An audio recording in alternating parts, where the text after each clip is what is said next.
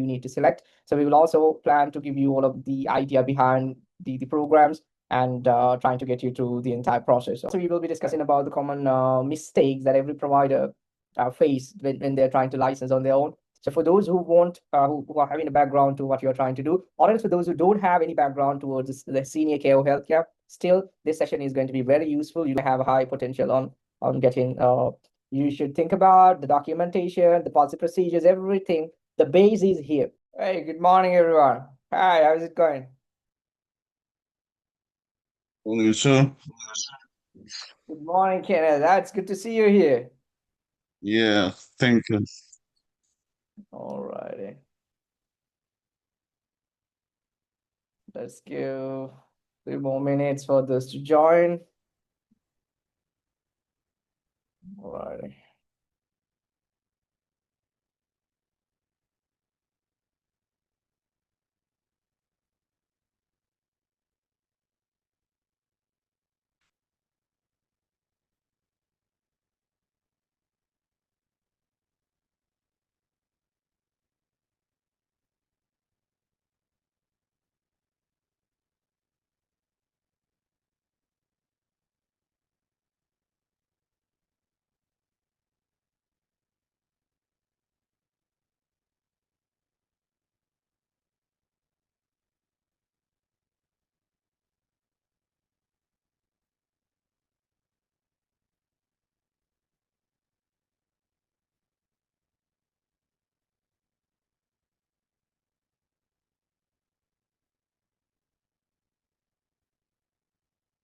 So how's everything, Kenneth? I think you have already got the license, right? So you're on the conditional license, right, Kenneth? Correct. Mm. Yeah. So how's everything? Or have you started working on the operations and what's going on with the starting? Yeah, we have to. We're waiting for the ACB compliance letter to continue the medical enrollment. We Mm-hmm. got our flyers already ready, so we don't want to go see people to hand them, and then they start to look us up. They don't see us if they want to send us patients, so we're holding off on the medical enrollment to go through. Yeah, now since we have helped you on the license inside of it, so I think the next step we can focus on your Medicaid. So the Virginia, the state, we have to work on the Medicaid enrollments for you. So I think that's something you should focus as your next step in the journey. Yeah. All right. Yeah. Okay. So we'll give a couple of more minutes and we'll get the session started for today.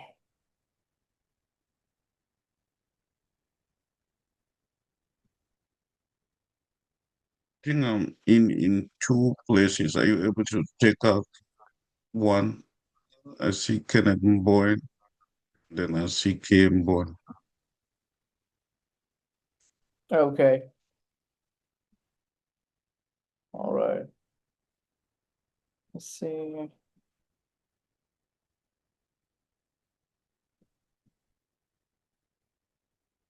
It's quite early. I believe that's something Maybe I everybody's can yeah. go out and come back.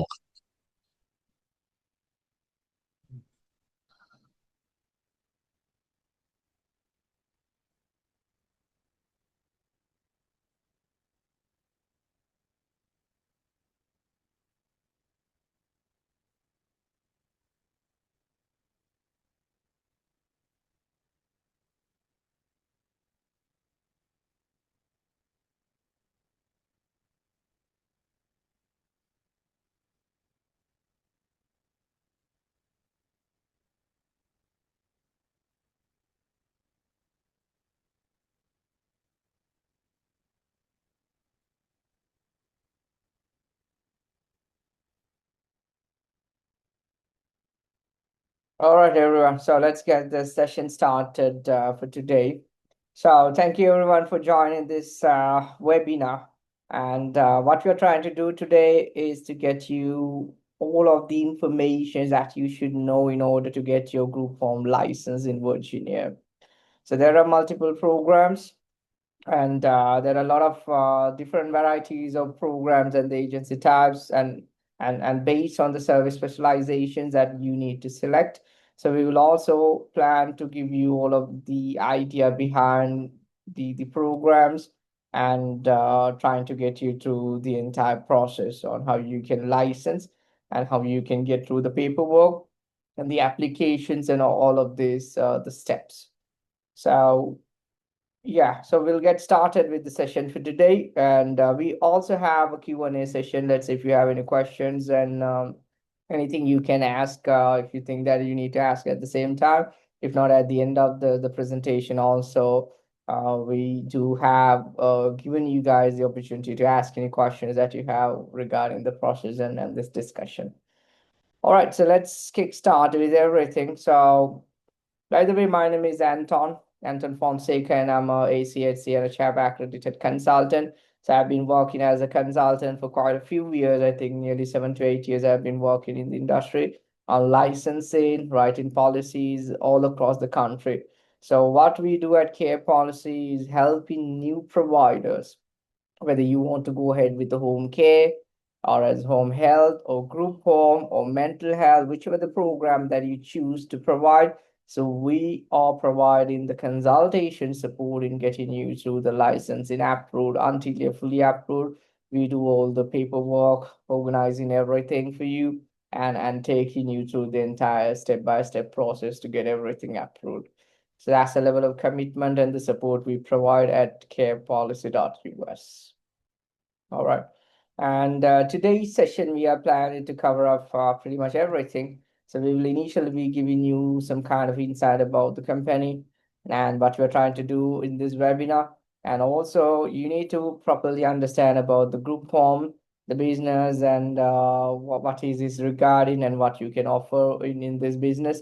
And we are planning to also get you through the step-by-step process on licensing and how much the fees structure, and about the timelines, about how you can get the finalized license approved, the process.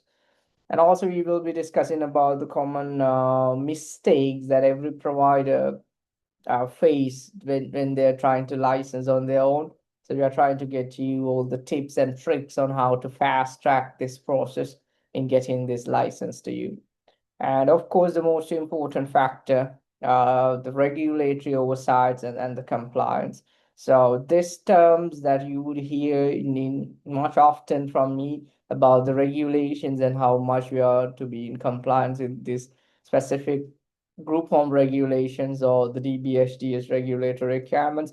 So we will guide you through the entire process for you to understand and what you need to look into in order to get yourself educated regarding this. Right.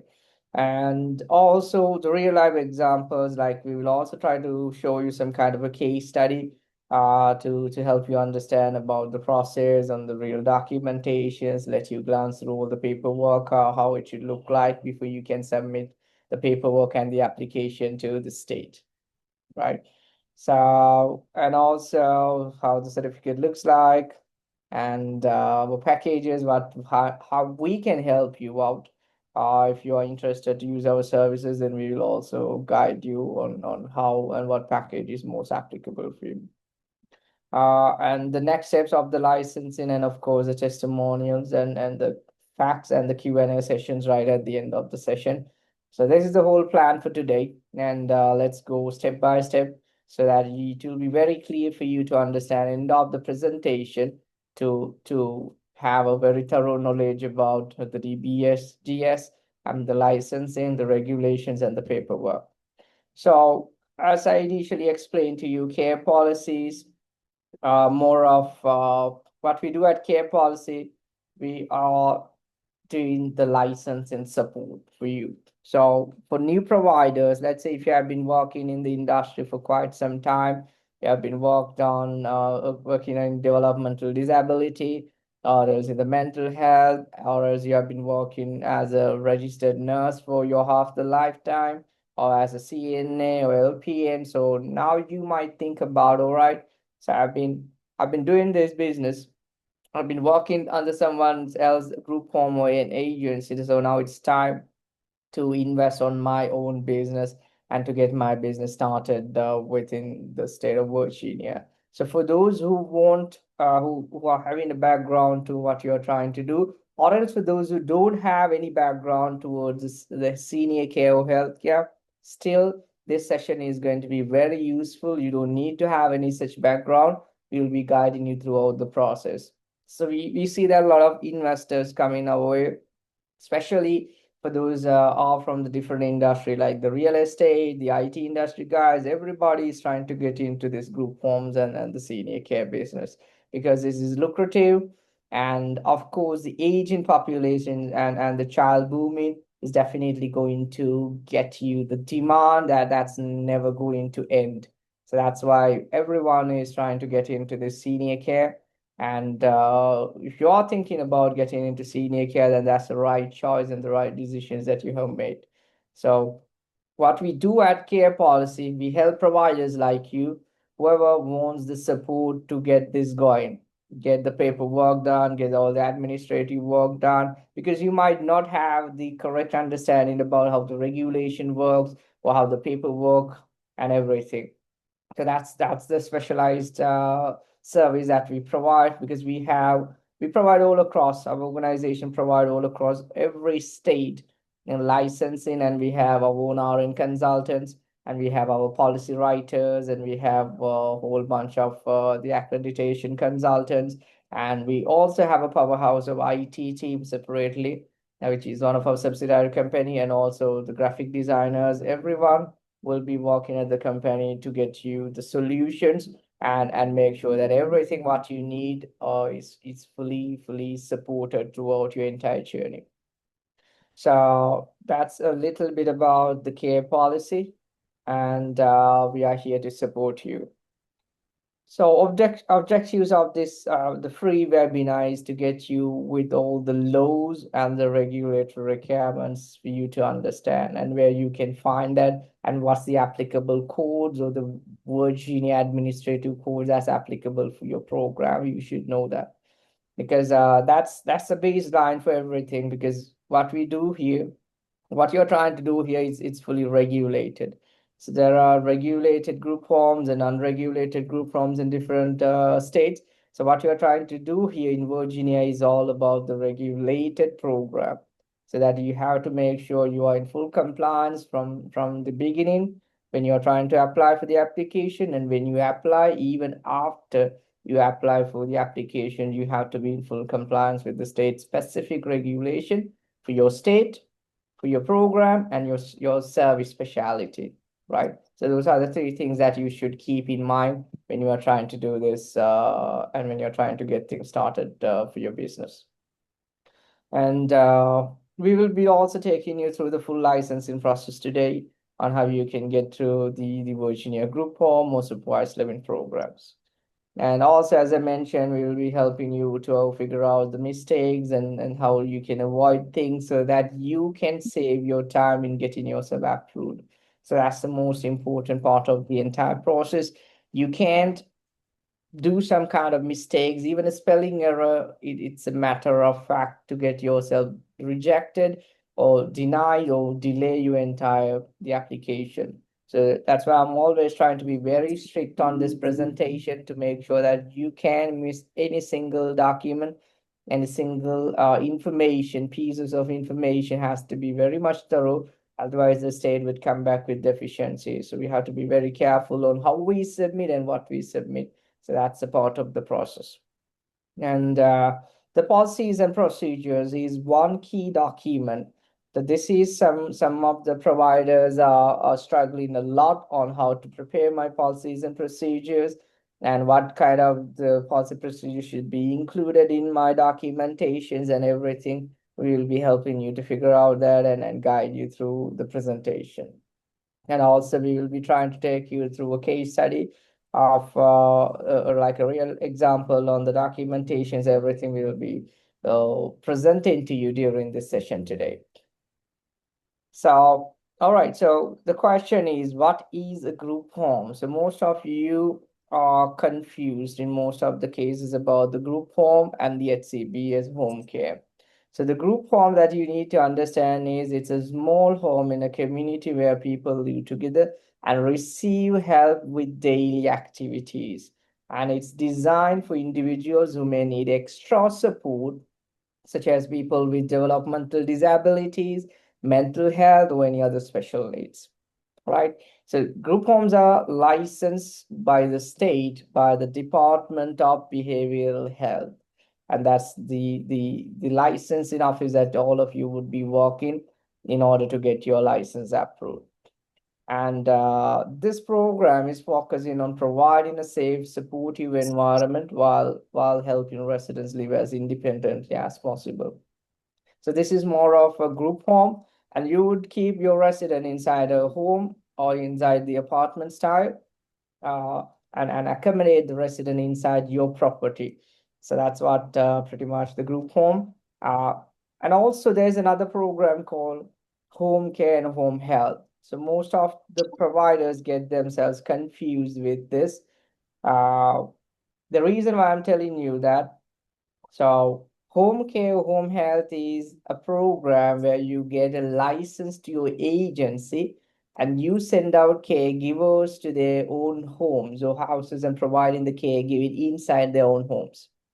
But group home, it's completely different. You have your property, right? It's either your own property or it's a lease property. You have your property and you take the resident inside your property and looking after them, right? So that's the difference when we talk about the group home licensing. So the key things that you should have in mind is you will be having a property and you will be keeping them inside your property and providing the caregiving based on their requirements.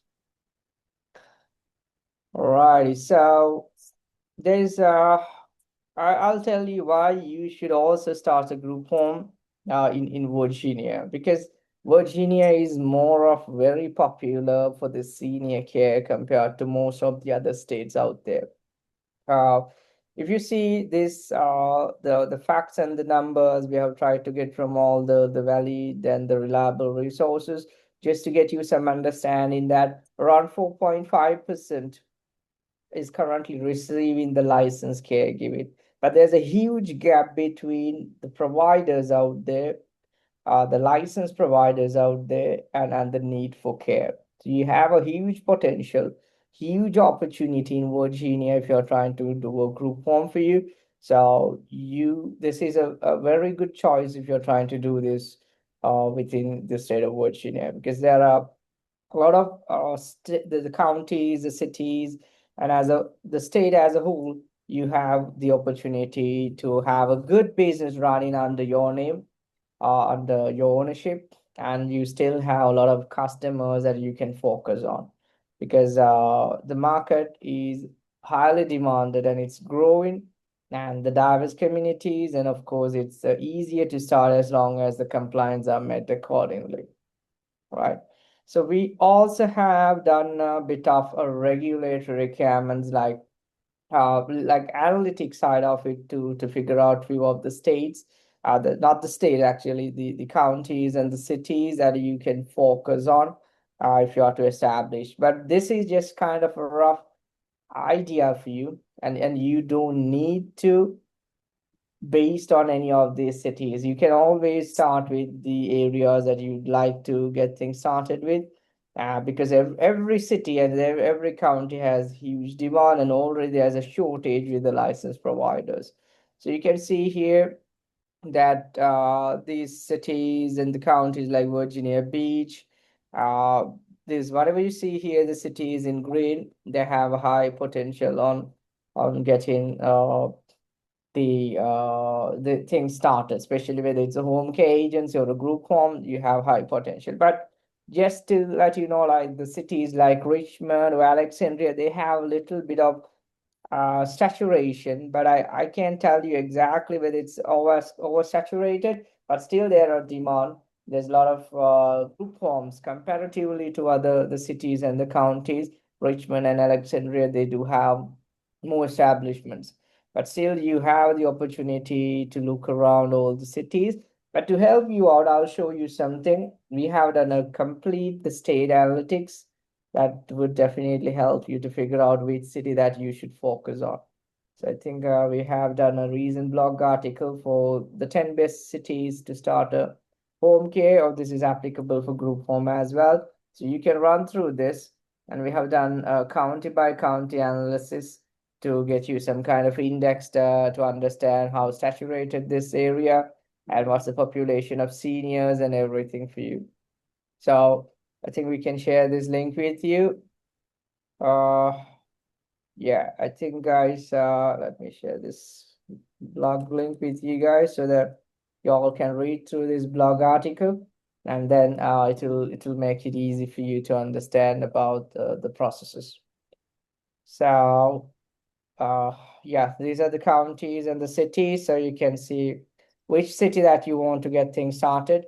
And we have given some kind of a comment on what are the cities that are a little saturated. So you have the option to select between which city, wherever you're based in.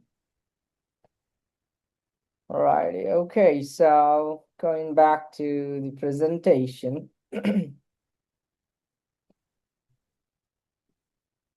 All right, so in under the DBHDS, one important thing that you should know about, that's the priority list. And only in Virginia, I think they have this kind of a prioritization. I think since COVID, they had this multiple programs. I mean, they had this very limited programs before COVID. It's very straightforward on what you want to do, and everything was on top priority. But after COVID, there's 2 years of COVID affected, and because of that, the DBHDS had a huge backlog. So if I remember right, even last year when I checked the list, there are nearly 390 applicants were pending since 2021. So that's some kind of a change. Or what they did was they made a prioritization list to prioritize the most important programs and deprioritize, or to put as non-priority programs separately because of the backlog. So that's why whoever tried to do this in back in during the COVID days or before that, so most of the applications are stuck in the system, and a lot of people have struggled a lot. But now the good news is now everything is pretty streamlined. So they have come up with a proper strategy with a priority list, so that you have the chance to select what program you want to go ahead, and what's the program that you wish to provide as per the priority list. So this is what I'm talking about. So I'm trying to show this priority list. I hope you guys can see my screen with the prioritization list, right? Can you see my the prioritization list? Should someone please confirm?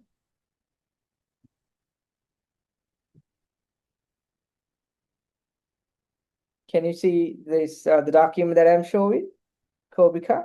Yes, we can see. All right, okay. So as you can see, so this is the most important document when you are trying to go ahead with the group home and selecting the right program on the service specialty that you are trying to do. So, but also I would really advise you to look for the priority level, which means they have marked, they have a lot of programs. You would see here, there are nearly 50 plus programs. So out of that, you have to select which program is the most suitable for you. And when you try to select a program, the first thing that you should think about, what kind of a population that you want to provide the support for. For example, I'm interested in providing the services for developmental disability, right? So that's one choice for you. And some might think, no, I don't want the developmental disability, but I have been working with mental health before, so I'm interested in providing a group home for mental health, or like the supervised living for mental health. So that's an option for me. And the second thing that you need to look at is the priority. So the priorities are very important, guys. Don't go with the non-priority program. I wouldn't recommend you, because this can typically take between around 9 months to 12 months time. in order to get everything completed or approved by the state if you're trying to go ahead with the non-priority. But the similar programs have been announced by the state under priority. Now, if you see here, the Developmental Disability Group Home Services for Adults is a non-priority, but the same services that you can offer under the DD Residential Supports Living Services for Adults. So, and that's under a priority program. And that's also similar, the residential services, and very similar to the previous programs, but the only difference is that that's non-priority, and what you should be selecting is the priority programs. So likewise, based on your the preferences and based on how the setup and the structure of the business, and of course the priority is a factor that should decide or determine which program that you should go with. All right, so that's something you have to keep in mind. So coming back to the presentation. So today, I think there are two programs, and most of the people get confused with this group form, the 001 as the non-priority program, which I showed you here, this one.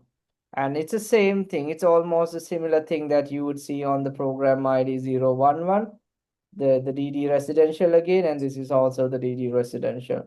So you can skip this because people are getting confused why there's a similar two programs, and this is not exactly similar. There are a little bit of differences as well, so I'll be trying to explain you those differences today as well. So when we talk about the DD program 011, these are the criteria that you can provide. Like you can get around 1 to 2 people in an apartment or a smaller setting, and the staff are available 24/7, but the setting feels more independent. And also person has more control over their schedule, and focus is on building independence. And this is very much good fit for someone who can do some daily tasks, but still needs ongoing support. But for those who really want a non-priority program or this kind of 001 program, so you can focus on this, but you have to keep in mind that to get this done, you might have to spend nearly 1.5 years in overall time, because the state would take a lot of time to review, because they are going to initially go with the priority programs first. So the delay in the program, you might get distracted if you have to work on around 1.5 to 2 years timeline. I don't think that's a practical approach for anyone, whoever is trying to do a business. So you have to very focus on getting things started as soon as possible and getting your business established in one way or the other. And later on, you can keep adding on multiple services or different licenses to your business portfolio. So that's you should be focusing on getting into the business mindset, right? So the supervised living, or we call the priority, the program ID 011, you can license in between around 3 to 6 months time. That also depending on the documentation, the paperwork, and making sure that everything is in full compliant before we can get the license approved. So it's all about the compliance again, and making sure that every information that are part of the requirement are in full compliance. So that's how the difference between, for those who are confused, why this non-priority program exists and why the program for the priority exists. All right, okay. And one more thing for these people, whoever wants to go with the program ID 11, and this is a good news as well for those who are planning to go with the program ID 11, the DD residential supports living. Usually, you can have one property for around 1 to 2 residents. That's a normal standard in this kind of the setup or the residential setup. But let's say if you want to add on multiple residents. Now the question is, now I'm thinking like I'm doing this business, but I can only have 1 to 2 residents, which is not sufficient for me. I want to expand this into a lot of levels. Then for such some person who thinks about this, you have this option call multiple apartments under the same license or multiple units under the same license, you can do that. You can extend the number of residents by multiple units that you can add and attach to the same license. So what I'm trying to tell you, it's one license, but you can attach these multiple units into the same license and start providing for multiple residents. That's the option for those who want to add number of residents into your license other than 1 to 2 residents. All right. But the things that you need to keep in mind, the important compliance requirement, every residence must be approved and a residence must be approved and added as a service location. But again, it's going to be under the same license. You don't need multiple license. You have the license now. So now you have to go with adding the additional apartment that you have or the small place that you have, you can add to your license. So you have to meet the health and safety standards like the zoning, and then any modification required by the sites by the zoning, and fire and zoning compliance as per the address, and then keep the DBHD informed about all the authorized locations and the new units that you're going to add to your license. And then you can, increase the number of residents that you can provide the services for.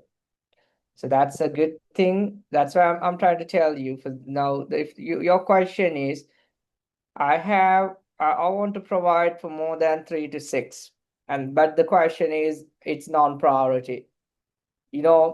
That's a problem.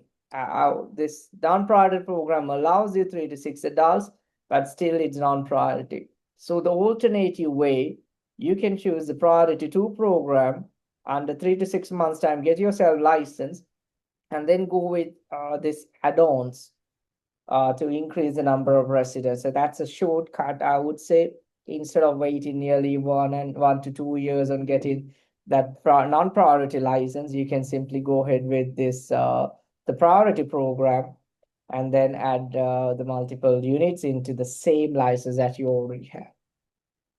Okay. So, but again, it has to be verified, approved by the zoning, the compliance and everything, but you can do that. There's no restriction to that.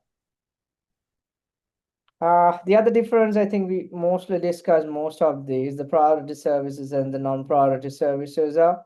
And yeah, 90 days mean it's 3 to 6 months time for priority services. Non-priority would typically take between, 1 to 2 years time. So I think this is pretty much the same thing that we have discussed. So, alrighty, okay. Now I will try to talk about some high demand programs under the DBHDS.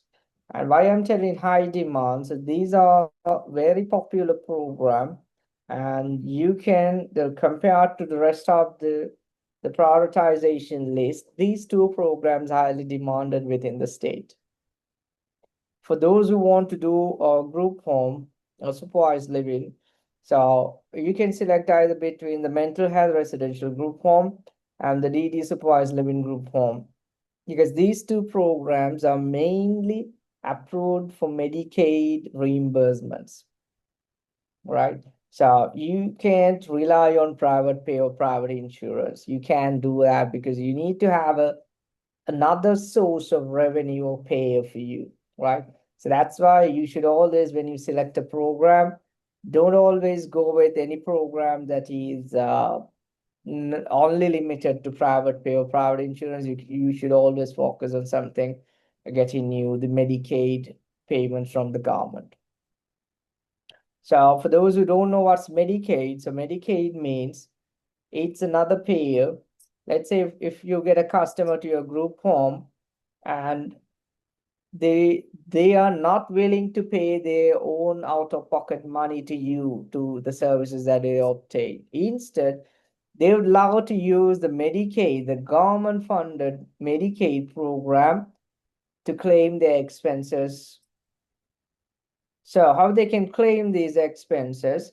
As the group home owner, I'm going to be approved for Medicaid reimbursement with the state.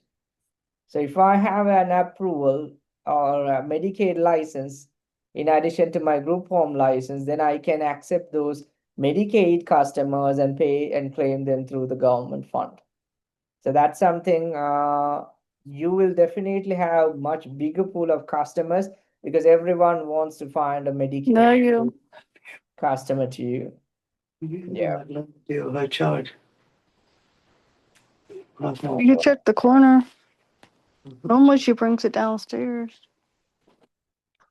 No, she doesn't ever plug it in over there. Nor she places it in under the lamp. That's why I said check the. All right, guys. So that's something you should keep in mind when you're trying to select between the programs. Always don't rely on private pay. Always focus on getting the Medicaid and everything. So if I'm to give you some kind of a heads up on what's the mental health residential group home for adults, that's the services provides 24/7 supervised housing and mental health support for adults with serious mental illness, including medication management and daily living assistance, and it has a very high demand across the state, driven by hospitals, community services, board referrals, and consistent Medicaid reimbursements under the DBHDS license. So DBHDS means Department of Behavioral Health.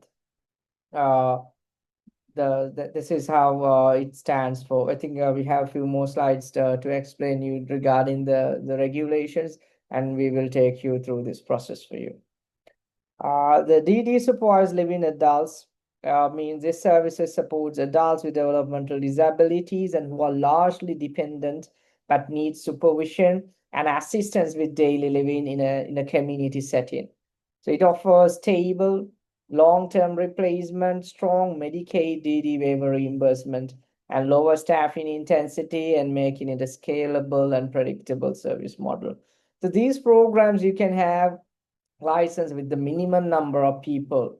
So that's one of the advantage for you to save some cost instead of going to have a lot of people as the minimum required people, then you have to put them on payroll and keep paying them. So these two programs that you can use with the minimum number of people in order to get this license. All right, okay. So so far, do you have any questions?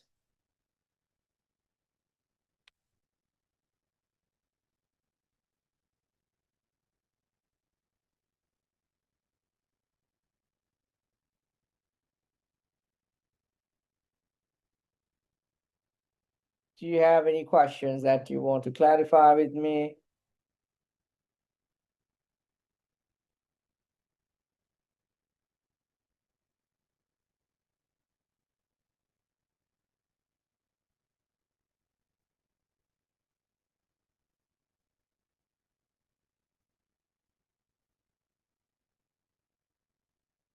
Any of you have any questions?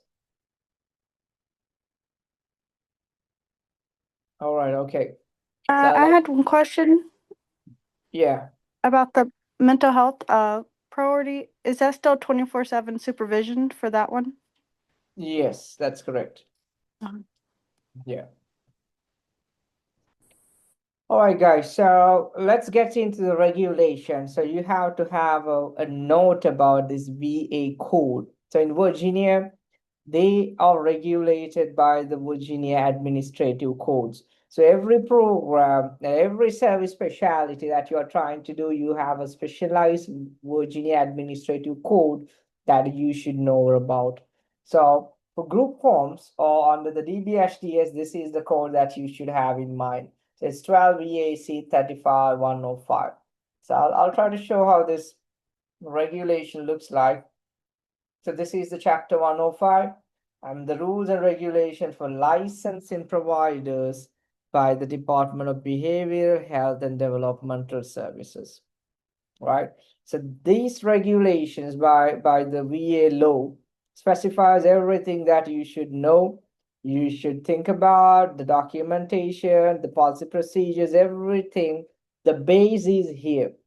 And this is the base. Let's say if you want to write the policies and procedures, this is the code that's applicable for you. You can't do anything on your own. You can prepare any document on your own. They have all the instructions given for you inside these documentations and the administrative codes for your program and for your service specialty. So make sure you do that right, and always you have to follow all of the regulatory requirements relevant for the document that you are trying to do, because everything has its own regulation. If you're not going to be in compliance to the regulation, then your chances on getting rejected is very, very high.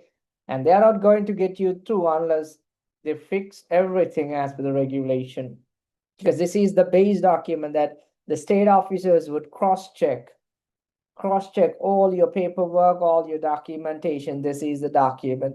So make sure everything that you prepare should be in compliance to this document and all these specific instructions provided in this document. But today, during today's session, instead of you having to go through all these tiny specific information and details, so we are trying to give you more of the understanding with this more summarized version. The things that you must know, we will be letting you know to do things alone from your end, if you have to go about this group home licensing from your end. Okay, and all right. The other most important thing, the providers are required to complete an initial orientation exam. I think this was there before, but they were not highlighting this kind of the orientation exam much before. Like the last year, I think somewhere from November, they have started putting this orientation exam right from the beginning. Before, for those who have got the license previously, they had to do it after their license. So they come back and ask you to do this exam and the quizzes. But now they have took it up front. So for those who want to do the group homes or any program under DBHDS, you are supposed to do the exam and pass that exam and get through this going. But I'll try to tell you how you can pass this and what things you should know and everything, because this is more of a I would say more of a concern for most of the new providers. I can't pass exams. I don't know how to do exams. What if I fail? And how do I overcome this? So you don't have to worry about this. This is not going to be like a, like a complex exam, but it is very simple things. We have all the instructions, the guidance, everything to take you through this step. So as a provider, an administrator, you have to take this exam, and it comes with the quizzes first of all, and then they would move towards the exam to complete, and then once you get the exam finalized, and then they would let you to go with the application process. But today, during the session today, we will try to get you more information about how you can pass this exam and what things you should know and what are the documentation, the videos that you should watch. Everything will be guiding you through today's session. So don't take this as a hurdle for you. I mean, don't take this as too challenging for you. This is a very simple step. It's all about you do the things right and correctly in order to prepare. So this is also part of the process. We can't skip this, or not anybody else can do this exam for you. So you just have to attend this from your end, because this is going to be more of a proctored exam. So, but it's simple again, and we will tell you how you can get through this. Yeah, of course, you will need funds for insurance, office setup, employee background screening, and the licensing. So, and these are the basic stuff that you will be needing. You need to have your LLC or incorporation. LLC is also known as the Articles of Organization. Incorporation, or know it as INC. That's the Article of Incorporation, like the C Corp or S Corp. And then you can also obtain the EIN, that's the employee identification number, and that is pretty much for the from the IRS for tax purposes. So the registrations has to happen with the Virginia State Corporation Commission, or else we also commonly call it as the Secretary of State. All right. So these are the 4 important things you need to consider and have to keep in mind right from the beginning in order to get this started for you. So Quick question. now, Yes, Kenneth. So, am I supposed to take this exam? I don't remember taking it. Yes, Kenneth. So I think when we get you the license, you didn't have this process. So actually, it was you're lucky to not have it right from the beginning. But now, since recently they have established this exam process for new providers, especially. So, but sometimes they might come back with you later in your journey asking you to do that. But if you have not received that, then that's perfectly fine. But this is mainly applicable for new providers who are trying to license newly. So this process comes right from the beginning now. So Oh, okay.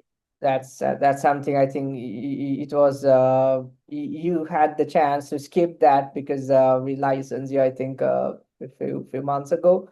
But I think since November, whoever is starting newly and submitting the applications, now everybody is supposed to go through this exam process. That's Yeah. a new change in the DBHDS. That's why mainly now we have to be very careful with, especially Virginia. These guys trying to keep change in a lot of things on how it was before, and the application fees, the eligibility. They are really trying to cut down the new entrants because there's a lot of demand. Everybody wants to get the license because once you get the license, it's a asset. Yeah, trust me, it's the greatest investment that you have done in your journey or your life, what you're trying to do right now. Because there's so many people trying to get through the licensing, so they're trying to come up with a lot of stuff to regulate it further so that they can filter out and send the best to get the license. So if you're in this decision on getting the license, then you have to kickstart your project right now and get this going. So waiting, delay, I would never recommend for anyone who is in the decision to start a group home, especially the states like Virginia. Because not only Virginia, we see that a lot of other states also come in with something called certificate of need, which means like, the state, even before they let you apply with the applications, they're trying to come with the certificate of need requirement, which means the state is trying to verify whether do we need another group home to our state. So that's the level of the overview that they're trying to look into when it comes to the certificate of need. So they have the right to reject you right from the beginning. No, we don't need you. They have enough and more group homes. So that has happened in most of the other states as well. Like you would see in New York, to do home care, you need the certificate of need. The state is not letting you come into just license. They're not giving this much of flexibility. In Georgia, for home health, you can do that. So likewise, many states, they're doing this. I think, if I'm not mistaken, even in Virginia, home health agencies are regulated by the certificate of need, the regulations. So you can do the licensing unless the state needs you to do that. So which means that you have no control over whether you can get approved or rejected. So what my recommendation for you, if you are in this decision to start the senior care, do it as soon as possible and get your license secured, and then you're free for everything. Don't delay anything unless don't wait until the state comes with the regulatory changes and this kind of certificate of need and all these changes comes into effect, right? So that's you should definitely think about. All right, so now let's try to talk about the application process. Anybody has any questions or anything before I start the application process? Anyone wants to clarify anything?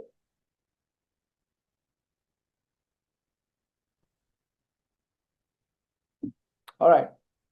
So, all right, guys. So now let's discuss about these applications. I mentioned you about the orientation. So this is a critical stage now for those new providers, whoever is trying to go through this licensing and about this entire journey. So I think the application for the orientation, and you have to get through this exam, and you have to score of 85% or higher. in order to get this passed, but I'll try to guide you through the process. Excuse me. So can you see my screen and the document that I'm showing to you? Can someone please confirm? Yes, we can see it. All right, okay. So what you see here is the instructional guidance applicant, initial applicant orientation training. So this is provided by the DBHDS for those who are trying to prepare for the license application, and you should initially get these steps completed from your end. So there is something called, initially you're supposed to do a quiz that has 12 modules, and you have to go through the videos and the training materials. Even we can share those training materials with you, and then you have to attend the quizzes.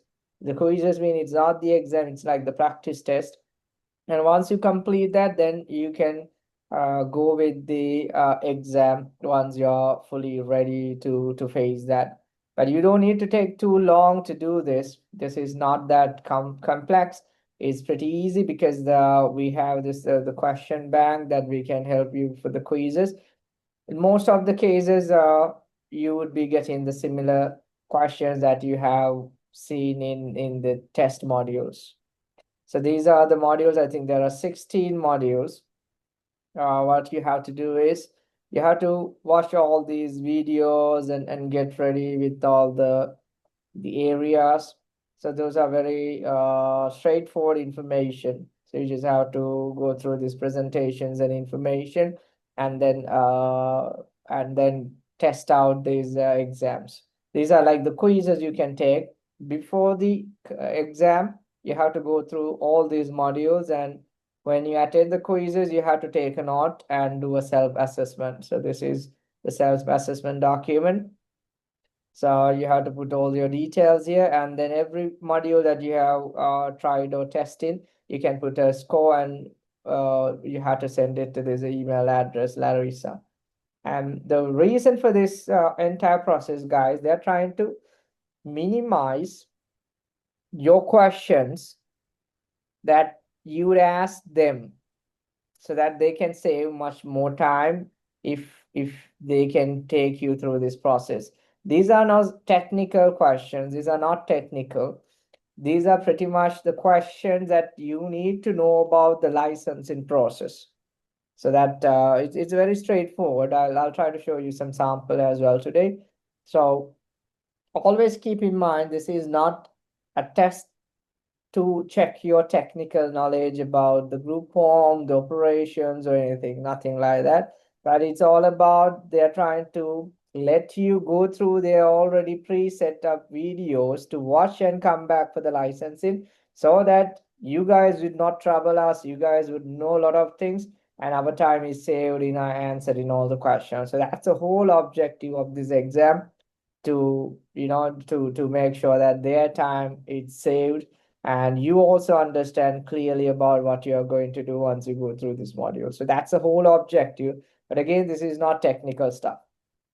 Okay, so that's something why they do that, to have this kind of a process. So you can see the comprehensive knowledge exams has to be attended end of the day. So this is offered monthly, every month. Let's say when you attend the exam, and if you fail, so you have to wait 1 month to apply for the exam. So that's why you can't fail this, because this is very simple as that.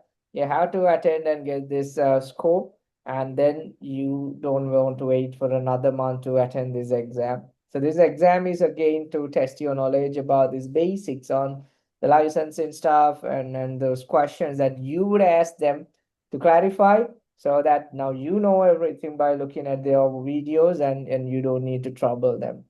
So that's the whole idea behind this test. So there are 25 multiple questions, true or false, and 90 minutes to complete in one session, and minimum passing score is 85. So these are the critical things that you need to know. And this is a virtual exam recorded, and proctoring cameras must be on when you do that. But don't get yourself discouraged. This is not complex as you see here. but we are trying to give you all the information that you should know, because this is an instructional program, or this webinar whole objective is to educate on everything. But personally, I'm telling you, you don't have to worry about this. This is pretty straightforward.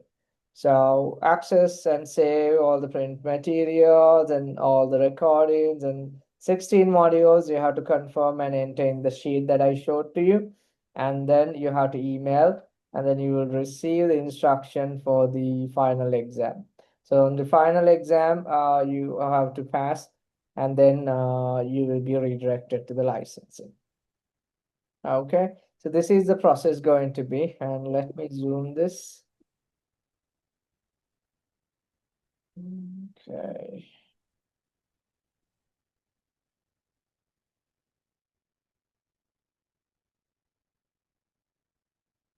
So I hope you can see. So initially there are instructions for you in the first section, and then the initial applicant orientation quick links for you to understand everything and learn and watch these videos and everything. And even on YouTube, you can type DBHDS and try to find these YouTube modules. You can watch them, and or else you can reach out to us and we will share that for you.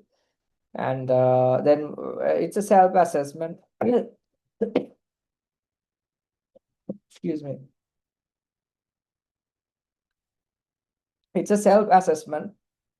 So you just have to enter all the score that you have made in this document. Right? So once this document is completed, and you have to email this, and then they would announce you with the final exam to attend. So that's how it's going to be. And I'll show you something, a training document that what we provide for our customers at Care Policy. So this is a more of a training guide that you should know. And these are the modules, and we have the questions and answers. We have document everything to support the providers like you. So just directly go into some Q&A so that you know what kind of questions. So these are like the module 1 questions and answers. The final step of initial applicant orientation process is the comprehensive knowledge exam. And you may only take each self-assessment quiz one time for, like, they're trying to knowledge you on the process so that it's easy for them to handle you. You must complete comprehensive knowledge exam in one testing session. True. Answer should be true. And training materials include which of the following? All of the above. So likewise, there are questions, and we have get you the correct answers for everything.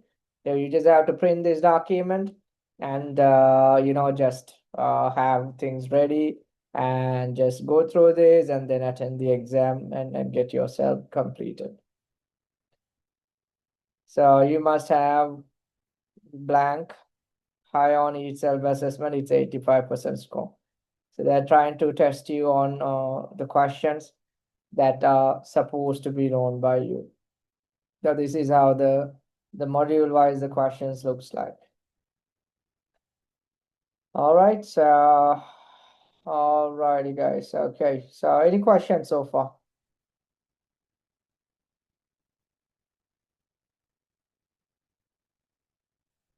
Do you have any? All right. I want to ask, where can we access this training manual on the site? This is our document that it's a care policy document we have prepared for our customers, but you can send us an email, and we should be able to send it your way. This is not publicly available. This is a Oh, okay. I thought we document could purchase it. I'm sorry. Yeah, this is available from not on the DBHDS side, but this is available with us to support our providers on whoever is attending the exams. Okay, thank you. All righty, okay. So, all right, let's go back to the presentation. So now that you know about the exam and this how it's going to be, and you should never get panic about attending the exam. That's a pretty easy one, and you know the questions and you know the answers, so nothing to worry. So, all right. So, and you should also know that once you get the application ready, everything is going to be online application. With the DBHDS, they don't have manual application like in most of the other states. Everything is going to be fully online application. So to do the application, you have to create an account with the DBHDS and request a user account access. So this is the site that you have to go, and Office of Licensing, and then you have to create the initial applicant request for them. But before you come to this level, you have to go through the exam, and then they would give you the approval to create your account with their Connect provider portal. All right. So after this, everything is going to be on this portal, and every information about you, about your business, everything has to be updated inside the provider portal with the DBHDS. All right. So that's something I wanted to let you know. And also then receive the license in introduction letter. So there's a letter that you will be receiving. So once the account is created, you will receive a license in introduction letter from DBHDS, which will appear in your Connect portal. This letter includes instructions for setting your background check, and which you can begin immediately. So the background check is not required for Connect portal submission, but it is required for the inspection process. So that's something you have to keep in mind. All right, so I'll try to show you some mandatory sections you can skip during the application process. So this is how your application would look like when you try to work on the application with the Connect portal. So there are areas you have to mention your physical address, your the business information like the phone number, the fax or email, and your mailing address. If you don't have a mailing address, you can mark as the physical address the same thing. And the change of ownership is not relevant, but are you purchasing license rather, you can mark this as accordingly to which is relevant to your case. But always keep in mind what you're going to do is the initial license. So you have to fill in most of the information. Alrighty. Yep, so once everything is ready, then you have to print the application. So there's a lot of other information as well. So what we have shown you is like the mandatory information which you can skip, and then you have to work towards the entire application. So there are a lot of other documentation as part of the process. So you should keep in mind that there's a lot of other documents like the working budgets for the first year of operation, and the financial funds and the bank statements, and copy of the organizational structure, the description of programs, and schedule of proposed staffing plans and supervision plans. Everything is part of your package. So guys, it's a package. It's not one document at a time. All your documentation, including the legal documents and the support documents, must be compiled together before you can submit to the state. So every document must be submitted in the same submission, and everything should be complete and accurate, and you can't have multiple documents. And one more thing, whatever the documents you create, it has to be in full compliance with the regulatory requirements. You can't do anything other than whatever the regulation specifies for you. Always keep that in mind.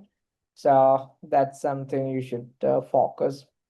And there are job descriptions, and so there's something called applicable authority to conduct business in Virginia, and there's something called corporation commission certificates. All these documentation are part of the requirements, and we can guide you on how you can obtain and what you need to obtain.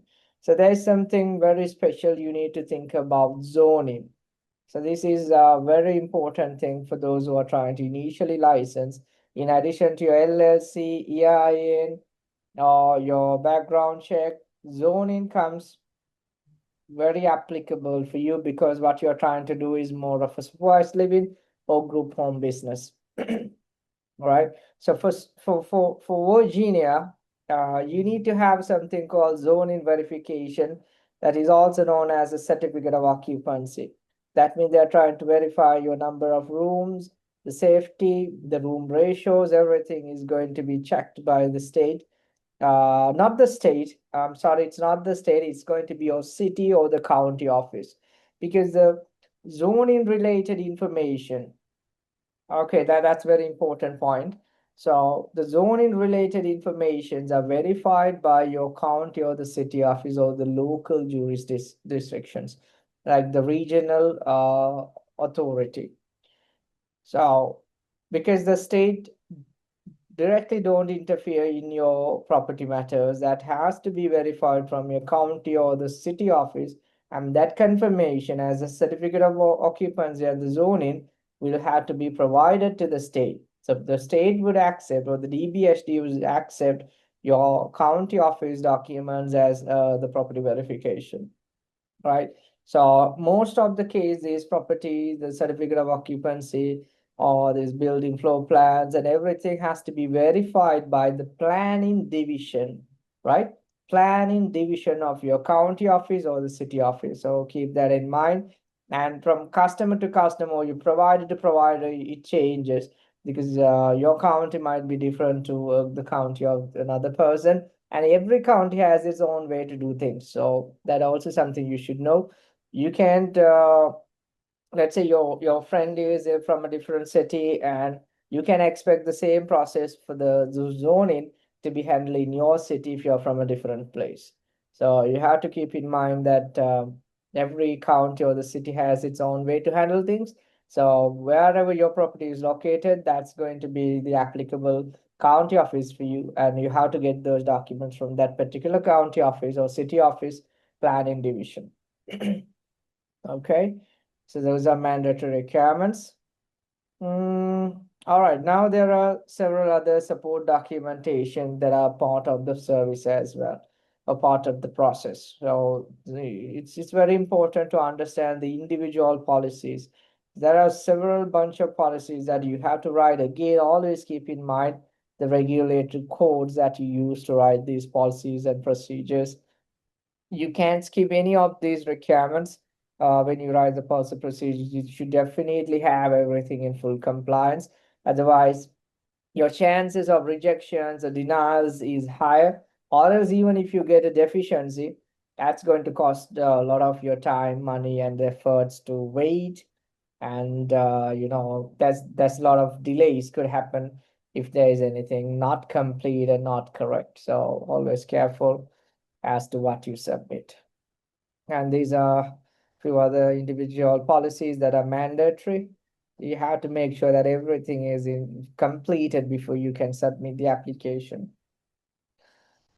All right, so for those who want to do this on your own, if you want to create these documents, so always keep in mind your program, that is your service specialty, and always keep in mind your state, that's Virginia. And again, keep in your mind about your business name and everything. So it's a combination of your agency details, the state program details, and the service specialties and the state regulatory codes to write these documents for you.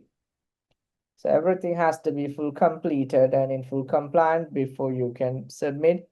And please double check your documents before you submit anything to the state.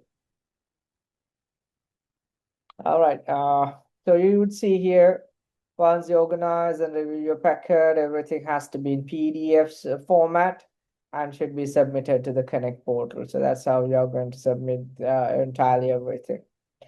And the submission and inspection. So this is a very important statement, guys. Once you submit the application, the DBHDS licensing team will contact you if there are any deficiencies in your application. If deficiencies are identified, you must correct them within the given deadline. So they always come back with the deadlines. They're not going to let you do it on your own and wait for months and months if they identify any deficiency, because the deficiencies are possible in most of the case. Even though your application, the same set of documents has been approved by 10 people, when we use the same documents again for the approval for another client, the person who reviews that they can still ask you to do some changes and new add-ons. We can't avoid that because that's a people thing, like person to person, the way they look at your documents could be different, but that's normal in the process. So all you have to keep in mind to do those changes and get them done within the deadline that they're asking you to do. So that's very important. The deadline is very, very important for you before you can submit to the state. So that's something always keep in mind. Yeah, if there are no deficiencies and everything is approved, then they will contact you to proceed with the inspection process. By that time, you and your staff member should have completed the background check. So I'll now show you where you have to do the background checks and the field print. So this is, there are some instructions.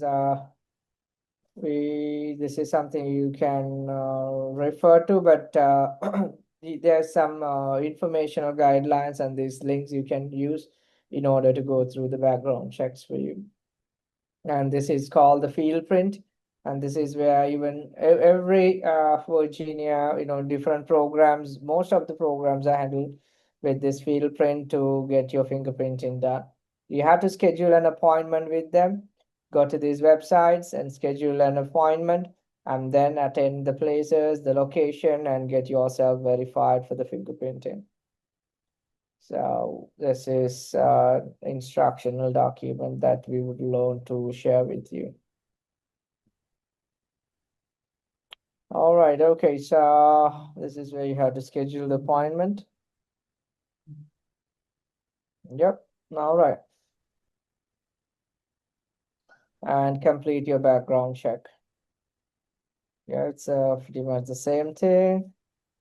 So the fee structure, you don't currently charge an application fee, if I remember right, for DBHDS, and you have the expected timeline if you're going to go with a priority program between around 3 to 6 months time.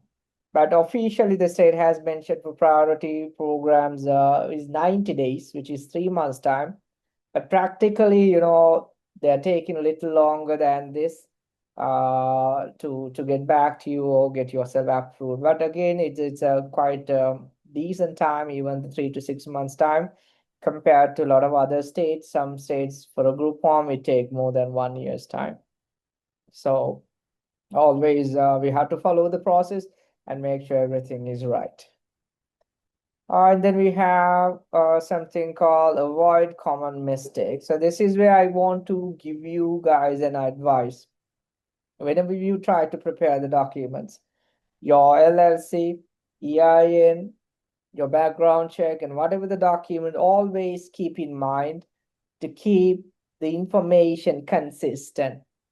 The name of the business consistent, exactly. ABC Group Home LLC, consistent. Don't use different ways to write you. Even the comma or the LLC terms, everything has to be very much same in all the documentation across the application. And also the address that you're going to use between the documentation must be consistent throughout your entire application. So don't use one address and one name in one document and another address and another name in another document. So that's going to cost you a lot of deficiencies and put you in trouble. Okay. And also make sure you use an working email when you're trying to submit the application, because they will be communicating with you via email. So whenever the DBHDS, they have some deficiencies, they would send you a notification to check your account. So you have to have an email address that's working properly and you get all the notifications and you are checking the account on time. Otherwise, you would miss those deadlines to resubmit your deficiencies.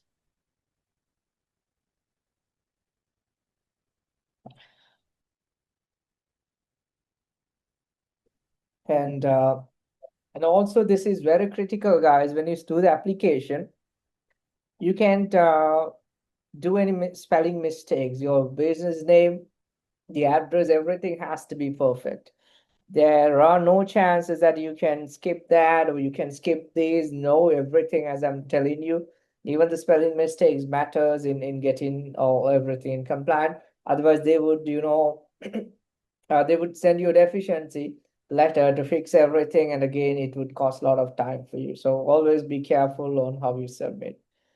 So there's something called on-site inspection before issuing the license. So after you submit a complete application through the DBHDS Connect portal, uh, and it passes the administrative review, and the licensing specialist is assigned to you after the documentations are complete and approved. Then the specialist will contact you within about 3 business days of receiving the application to schedule the on-site inspection. Assuming that everything is correct and everything is completed and approved, then they will schedule the on-site inspection and then typically offer an inspection date within about 10 business days of receiving your application packet. So this is the general scenario, but there can be some changes, but just to get you some general idea about the timeline, this is what you should keep in mind. All right, so what happens after you have received your license? So you can begin providing the services for your agency if it's approved, and the state may inspect your agencies to ensure compliance. And how you can continue to keep your agency compliant, of course, follow the regulations, state-specific administrative codes, and review the policies annually. I would say if you can review it every uh, biannual would be much better, because there are a lot of changes coming in and you have to be up to date of the regulatory requirements. And then, yes, cited, submit correction plans accordingly, and regular staff in training and good organizing care essential. Those are things that you have to keep in mind. So, all right, okay. So any of you have any questions before we go into a case study?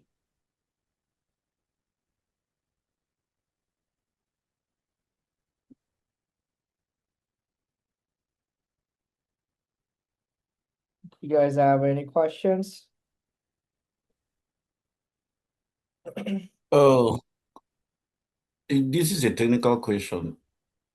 If you are licensed by DBHDS, and then they're giving you patients with DD waivers, Medicaid patients, and all that, and then you also have private pay patients that are not coming from them. But then you have to take care of the patients. Is there anything in the regulation that prevents you from just maybe not getting Medicare patients because the market is saturated and you're not getting a lot of patients, and then you end up having all your patients that are not coming from them, that are Not not? exactly. There is no such restrictions as such. So if you're licensed, then you are open to the private pay and private insurance. But for Medicaid, there's an approval process to get you through the approval with the Medicaid. So once you're approved, then you become eligible for Medicaid payments.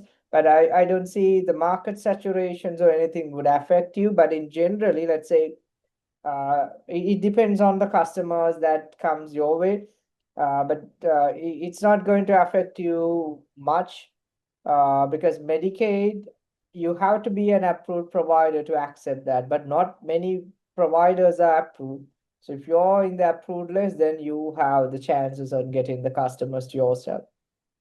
And what I would recommend in the meantime, you also have to work towards on getting your brand established. So don't rely on the Medicaid or private pay. Always try to create your brand and try to get into the Google presence and try to set up your own the funnels, sales funnels on getting the calls from the family. So you have to look towards the social media, the digital marketing, and the referrals, your connections, and at the same time get yourself with the Medicaid and then the private pay and everything. So it's all about, it's a mix of everything. So since you're going to do a business here, so to get the customers, you have to look around every option that you have. Okay. Yeah. All right. So let's move forward with the real life examples. And initially, so this is how we handle our customers. The first thing that we do is we are going to get you with a detailed checklist with what you need to complete, because this research and the checklist is the base document. If you are to use our services, this is how we are going to take you through the process. So that's something we have a very structured way to navigate all of these requirements, all the paperwork, all the documentation on a very structured way. Otherwise, a lot of documentations we are talking about, and we have to be very careful on what documents and everything, how we are going to organize things, and everything will be completed from our side. So the first thing we do a regulatory research as per today. Let's say if you're joining us today, so as per today's regulations, we will be walking towards all the requirements and listing down all the mandatory, the key elements of this application process. And then we come up with the available a detailed checklist. So I can try to show you some kind of a sample checklist. So this is some kind of a sample checklist that we use for our customers, the DD residential supervised living.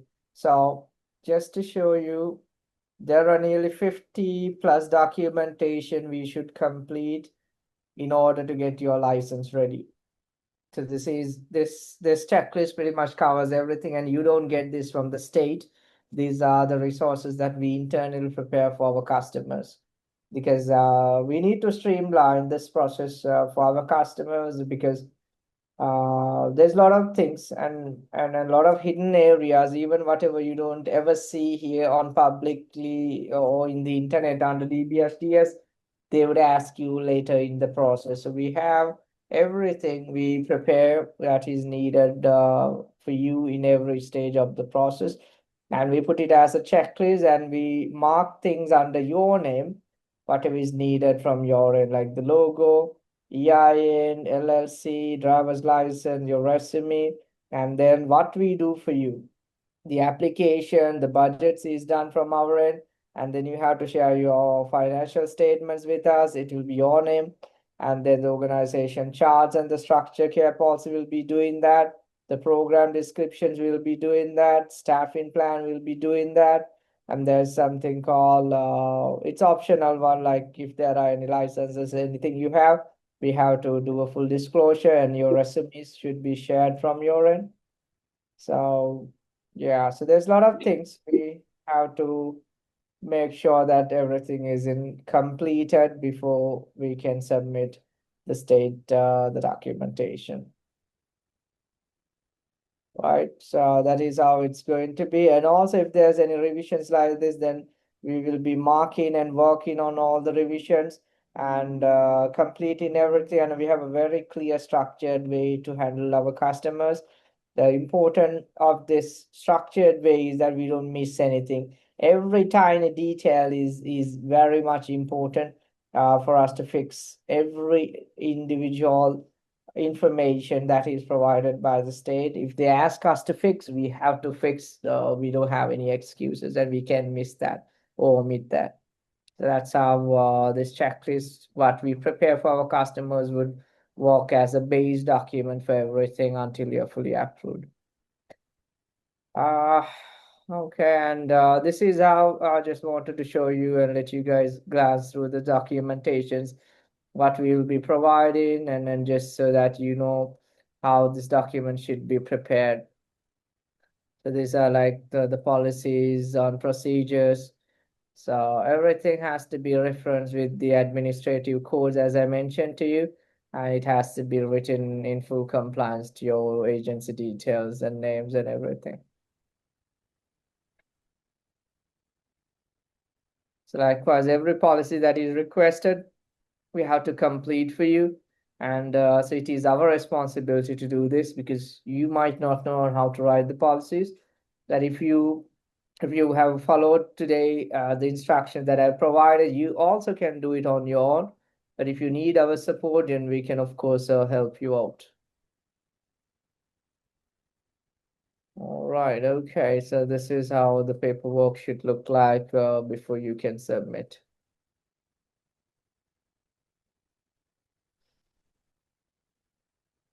Yeah, so this is this level policy. It's nearly 200 pages actually. Our manuals for the group forms, everything it covers, including the forms. Like, there's a lot of forms that are applicable will be covered inside our manual. There are nearly 30 plus forms actually. All right, okay, so I just wanted to let you guys glance through these documents so that you are fully aware about how a document should be prepared and how it should be completed and everything. So I believe now you have a very clear understanding about how your document should look like end of the day. If you have to prepare it on your own or if you have to use our services to get these documents for you. All right.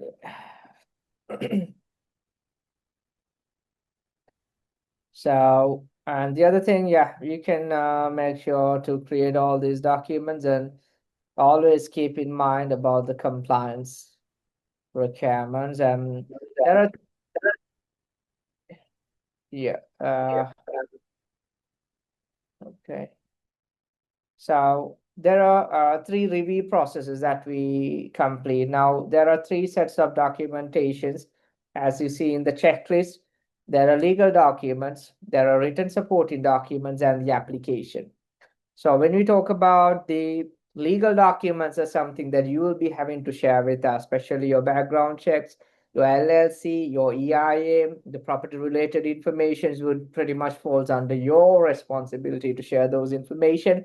But we will be behind you in every stage on guiding you what to do, where to find this, or where to go. And that's part of our responsibility to consult you. That's part of the consultation process.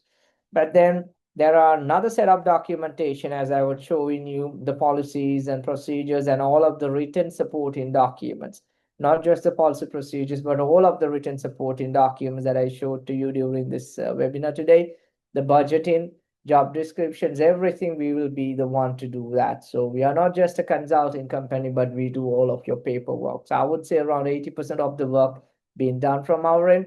Only your part of the responsibility to share the legal documents. So maybe it's, I would say around 95% of the work being done from Care Policy team. But you have to get all the correspondence, communications from the state and everything. Always work with us closely until we get you the approvals. And as the third part of the process, that's the application. So that is also done from our end. And we are the one to do the paperwork, the application, and everything. So we create an account under your ownership, under one of your email, because you're the business owner, you're the owner of the group home, so it has to be created under your name. So I don't recommend you to have, let's say if you have to use someone else as consultant, don't let anybody use your account under their ownership, because you should have a very transparent way to understand all your paperwork, all your documentation. So you should have a very clear picture on what documentation are being done, and those documentation you should have the access to. And also you should have the access to this Connect portal to see if everything is in line. So that's the level of support we provide by keeping everything fully transparent. All right. So that's why I'm saying you always keep this account created under your private email, that you have to share the credential with us to do the paperwork, uploading and fill in the applications for you. All righty. And once everything is ready, once the applications are ready to submit, we take you through the three application review processes. The first review happens from our document specialist. We will be running through all of the requirements first of all, and making sure all of the information, the paperwork, documents are in full compliance and complete as per the regulations. So that's all done. So that's the first thing. And the second review will be happening from your end as the owner of the business. You have to make sure that every information you shared with us are complete and accurate, and there are no excuses, no changes. Everything has to be complete before we submit to the state, because trust me, we can't afford to have back and forth communication with the state. And if you provide something incomplete, right away you would get deficiencies or rejections. So we have to be very careful on how we are going to submit, making sure everything is complete as per regulation. So final review from the consulting team, that will be myself or the rest of the consultants at CarePulse, will be reviewing your documents and then giving you the green light. Hey, go to your account, log in and click submit and go towards the next processes that we guide you with. So that's how the submission. And the ongoing compliance is until, let's say, we take 21 business days to complete this entire paperwork, including the application fee. And now the question is, how long would the state take to review and approve?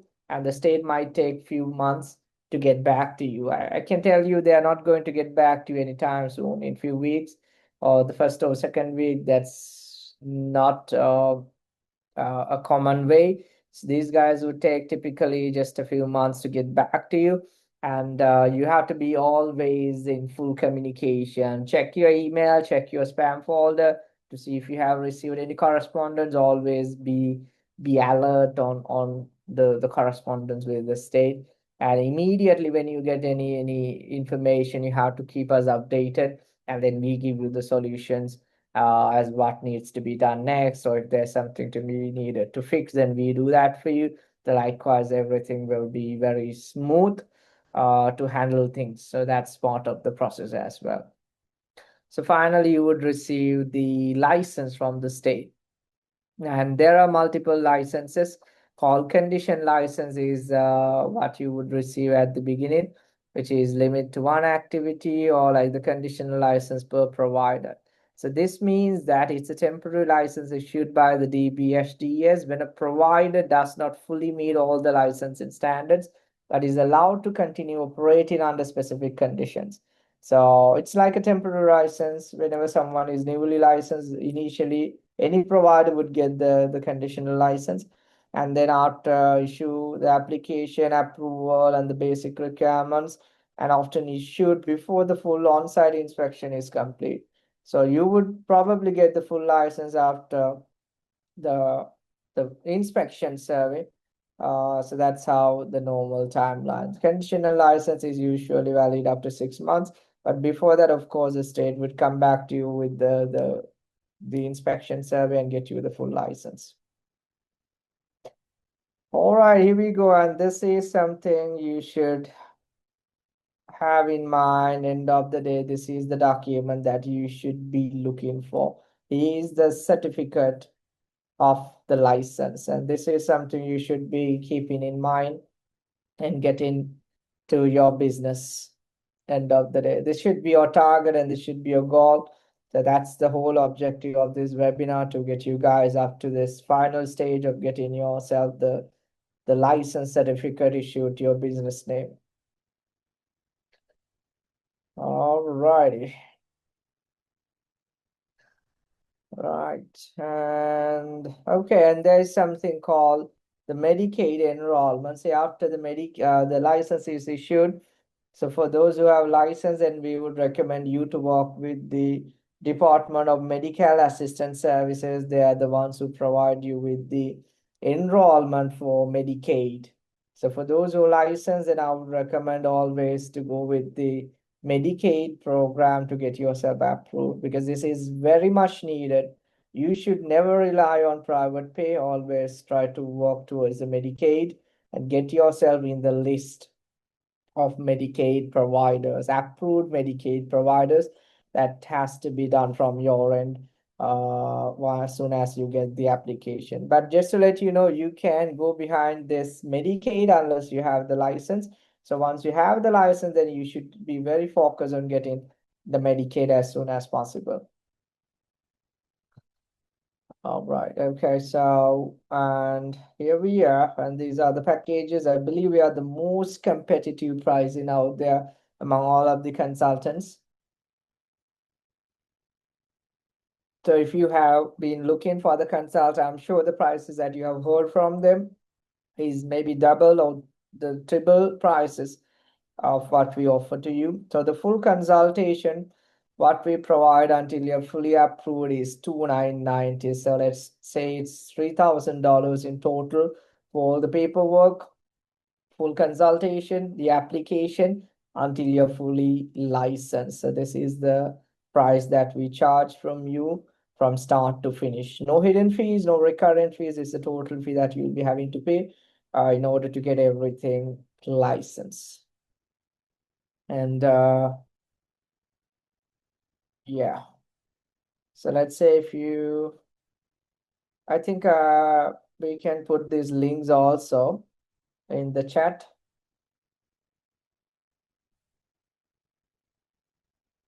Oh, it's, yeah, I was looking at different. Yeah. So, and one more important thing. So this is, there's something called for 990. It's a do-it-yourself package. Let's say if you want to do the application on your own and you only need the paperwork, the documentation, then you can have use this do-it-yourself package. But for 990 package, we don't provide any consultation or any other commitments to you. So these documents are readily available to download, and you have to insert your agency name and ready for the submission.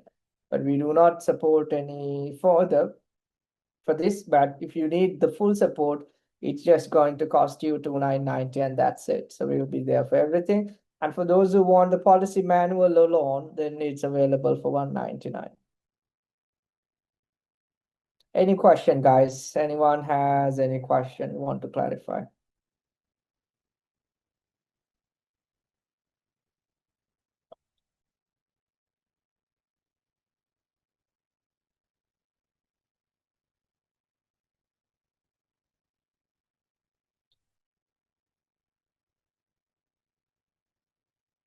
All right, so let's move to our next in the line. So these are what are the next steps after the license. You always have to focus on your self-branding, your business, because you are doing a business. And this is out of license, and I'm talking about on building your business. You can rely on getting the license and expect you to get your customers to come into you and to pay you.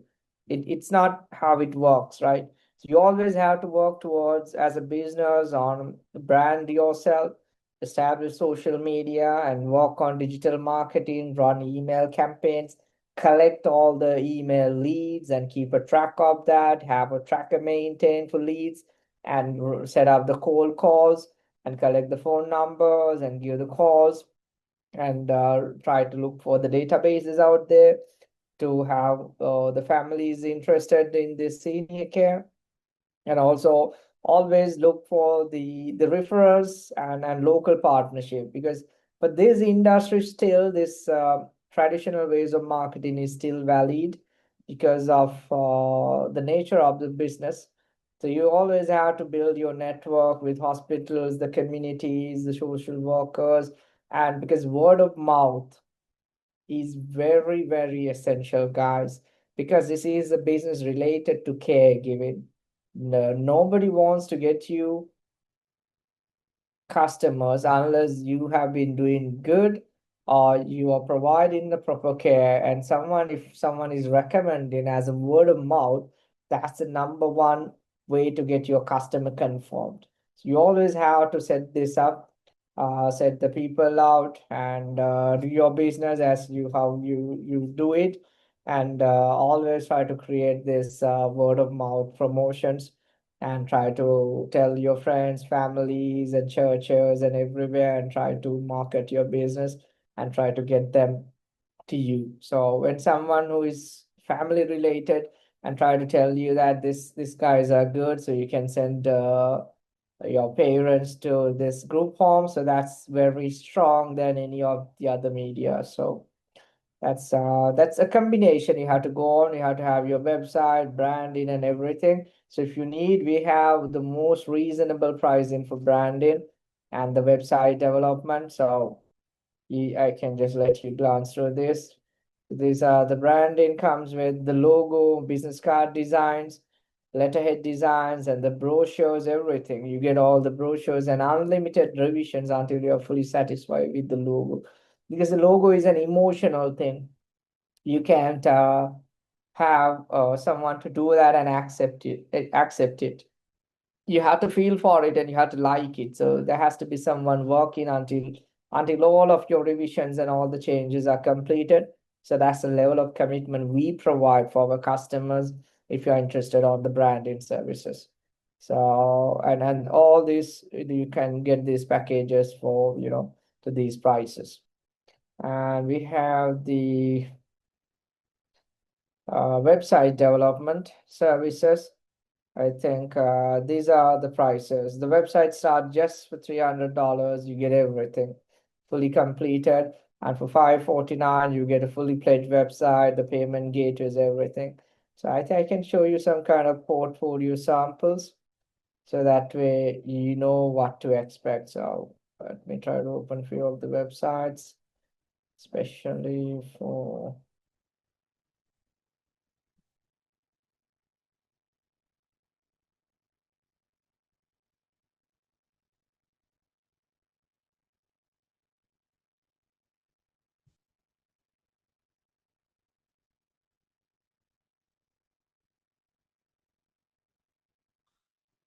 so all these websites that we have done. And I think she was a veteran, so she wanted everything to be fully customized, the text, the wordings, the images, everything for veteran related, the content.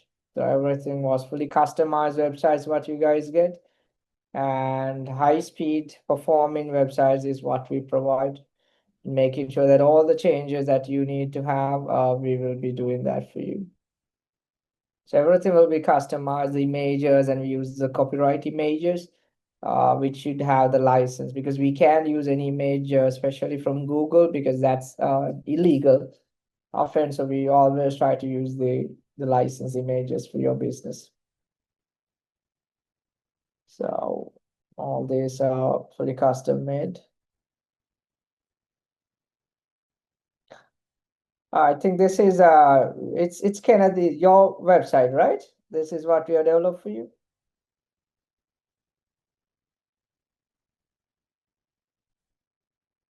Yeah, I think Kenneth on mute.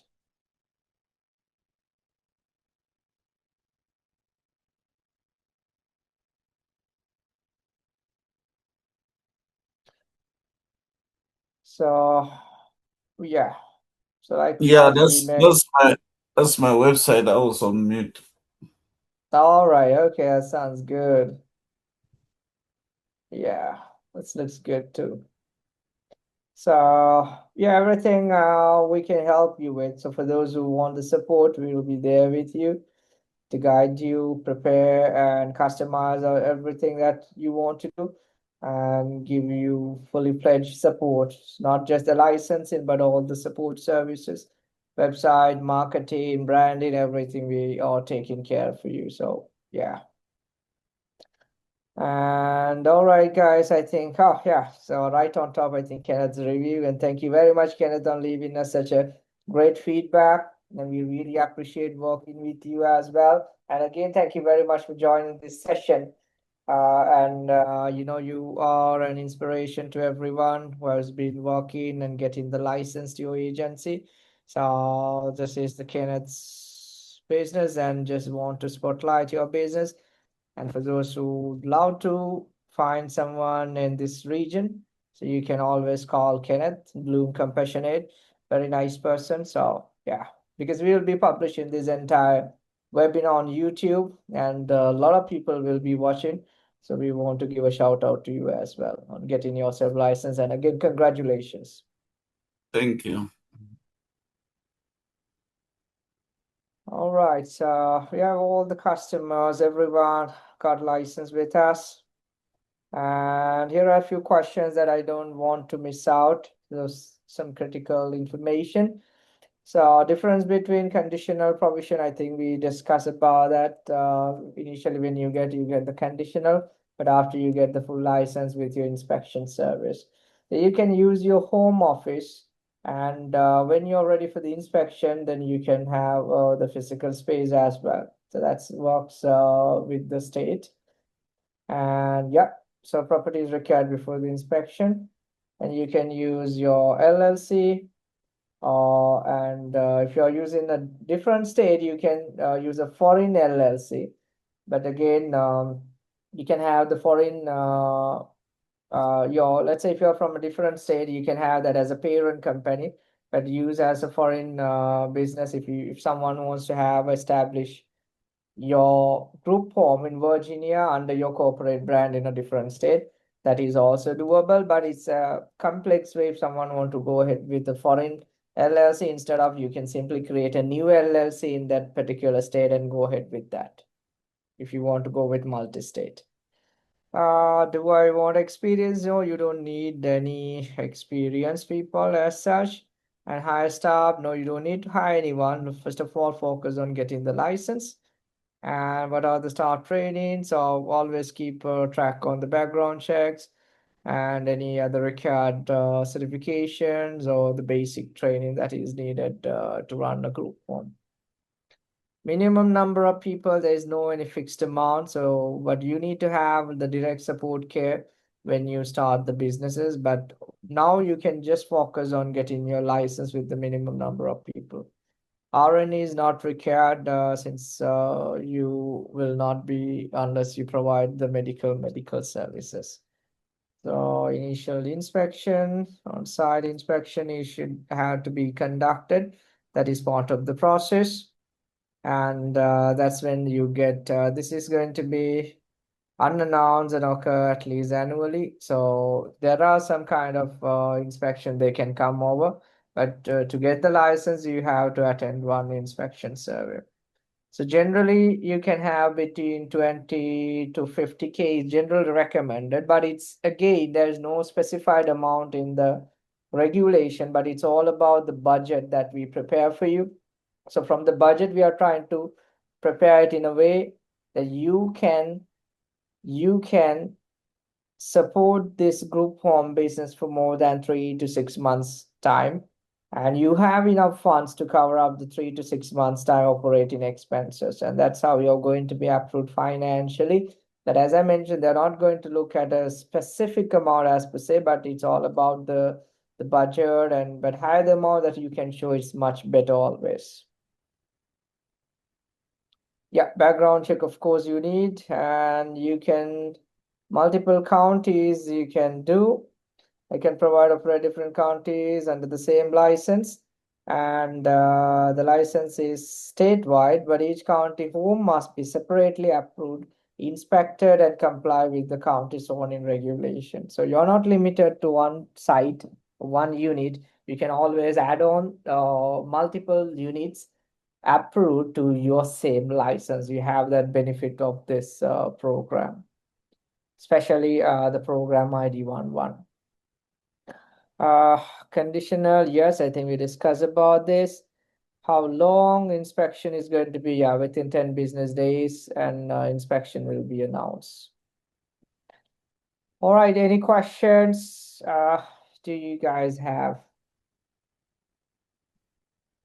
any questions?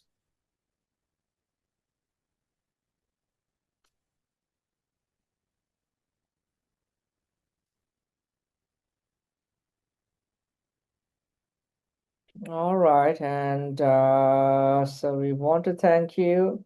And in addition, actually, we have a request for you guys. If you have enjoyed this session, we would really love to hear your feedback on Trustpilot and leave us a video feedback. And we will make sure to present this to all of the audience in the public over the internet with your agency name and with all your details and getting your website details, everything. So we would love to see your hear about the services, as well as we would love to see your feedback on the Trustpilot. And for those who who leaves us both the video after watching this YouTube on YouTube, we will be publishing hopefully within 2 to 3 business days. We should be able to publish this on YouTube. And once you see it on YouTube, even later, we would love to hear your feedback about this entire session.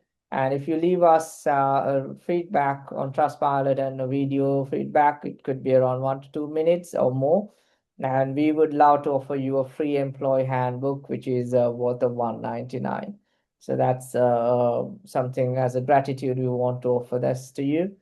And yep, and also I have a special request.